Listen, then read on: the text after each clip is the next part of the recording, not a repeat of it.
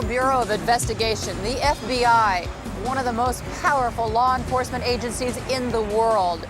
Today, the Bureau is changing to respond to the changing face of crime.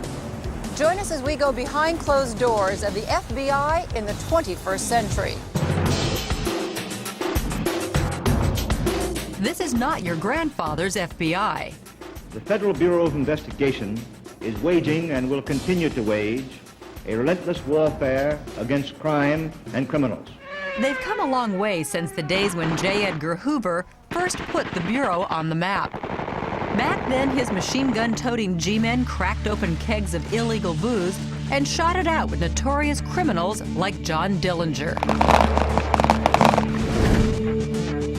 But today's agent is as likely to use a computer as a gun. When I started with the FBI, I used to jump over fences and chase criminals. Our young agents jump over fences and into cyberspace. As part of the Justice Department, the FBI has jurisdiction over more than 200 categories of federal crime, from espionage and terrorism to narcotics and bank fraud. They also investigate crimes against American citizens overseas and work hand in hand with state and local law enforcement. There are 56 field offices spread across the country and 44 international ones. But the heart of the Bureau is here at FBI headquarters in the Hoover Building in Washington, D.C., just a few blocks from the Capitol. The complex is huge, covering an entire city block. Housing nearly 5,000 employees, it's 11 stories tall with more than 2.5 million square feet. So big, in fact, they have their own zip code. This is one of the most secure buildings in the world. They have their own police force and K-9 unit with specially trained dogs that search for explosives. More than 100 cameras sweep the complex, constantly monitoring everything from a heavily guarded control room. Okay, can I see some identification? Yes. No one enters without authorization. It's virtually impossible to get into the Hoover Building without being seen, heard, or sniffed. Behind closed doors, I talked at length with FBI Deputy Director Thomas Picard. What do you think the biggest myth is about an FBI agent? That we know everything. Oh, come on, you don't know everything? We don't have files on everyone. Okay, now let's go there, because of course everybody asks, oh God, you're going to the FBI building. Just ask one question, does everybody have a file? We investigate crimes. We have files based upon the criminal acts that happen. We don't go about investigating people unless, for example, you were applying for a job with the government, then we would have a file on you.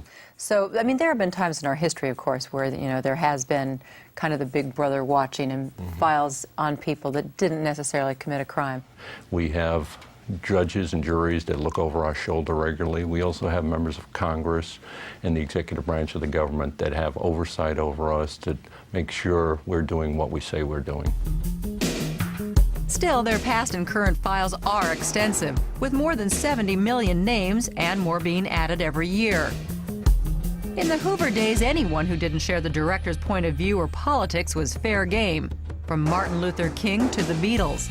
Even future President Ronald Reagan had an FBI file when he was head of the Hollywood Screen Actors Guild.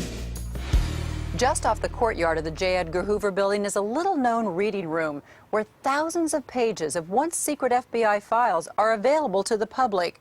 Here you could browse through files on everything from high-profile espionage cases to organized crime to UFO sightings. Section Chief John Kelso showed me a few of their files. Now, there are celebrity files in here. I've got one here of Elvis Presley, 663 pages in total. And I found one page here where he actually came to the FBI and he visited. And let's see, it says right here, though, that despite his rather bizarre personal appearance, Presley seemed a sincere, serious-minded individual who expressed concern over some of the problems involving young people. He was of the opinion that the Beatles laid the groundwork for many of the problems that we are having with young people by their filthy, unkempt appearance and suggestive music while entertaining in this country. So these kinds of things can now be made public? I think initially, being a special agent with the FBI, we were very, very reluctant to have any of this go out. We are, by nature, a little bit secretive. but under some of the more recent policy, we have been more liberal in releasing this information. About 80% of the Bureau's workload falls under the Criminal Investigation Division, which handles traditional crime. But more and more resources are being channeled to the newest division, counterterrorism. Their mission isn't just to defend against highly visible attacks like bombings, but nearly invisible ones as well, through the internet. Law enforcement in the 21st century is going to be all about computer crime. Behind one of the most secure doors in FBI headquarters is a new breed of cyber sleuths. This is NIPSI, the National Infrastructure Protection Center. Imagine the havoc, for instance, of cyber terrorists using computers to disrupt the country's emergency systems, electricity grid, or financial institutions. The worst case scenario would be a hostile terrorist group that seeks to combine a cyber attack with a chemical, biological, or nuclear weapon. And you could disrupt the government's ability to respond to that sort of attack. Here, a staff of more than 100 specialists monitor the internet and investigate hackers, viruses, and all cyber threats to our national security. Access to NIPSI is severely restricted, but there's another secret location in the Hoover building where security is so tight, most agents have never even been within its walls. Behind these closed doors is the Strategic Information and Operations Center, or SIOC. When a national emergency occurs, this top-secret facility becomes the FBI's nerve center for crisis management. Hi, I'm Joan. We were given a rare opportunity to view the Bureau's ultimate inner sanctum. Well, thank you for letting us in. Oh, secret codes. This is like a fortress within a fortress. Absolutely.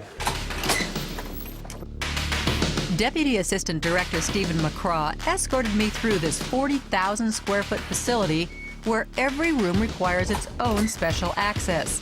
The first room we came to was Operations Watch, literally the eyes of the FBI, where they monitor world events 24 hours a day. Every key event or operation that's ongoing right now within the FBI is being monitored and tracked. So the director or deputy director will know at any one time what's going on.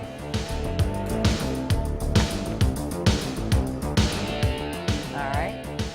A short walk away from Operations Watch is the Control Center. This is ground zero for FBI communications. Can you give me some further details about this? What time did this happen? Here, they have access to more than 500 phone lines, all secure.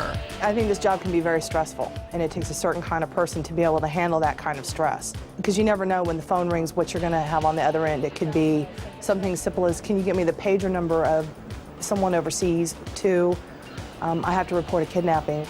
There are direct lines to the White House, CIA, Defense Department, and other law enforcement agencies. There is no one they can't reach. Do you know my phone number? We can get in touch with you.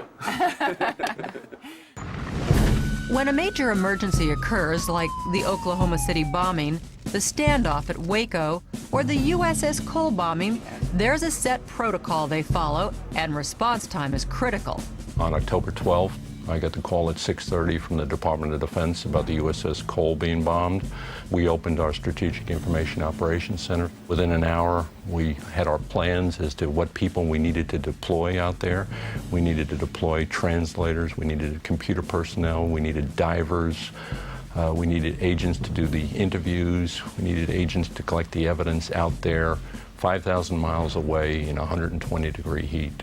Crises are handled from one of 5 war rooms called Operations Centers. 2 of them were in use for classified investigations while we were there.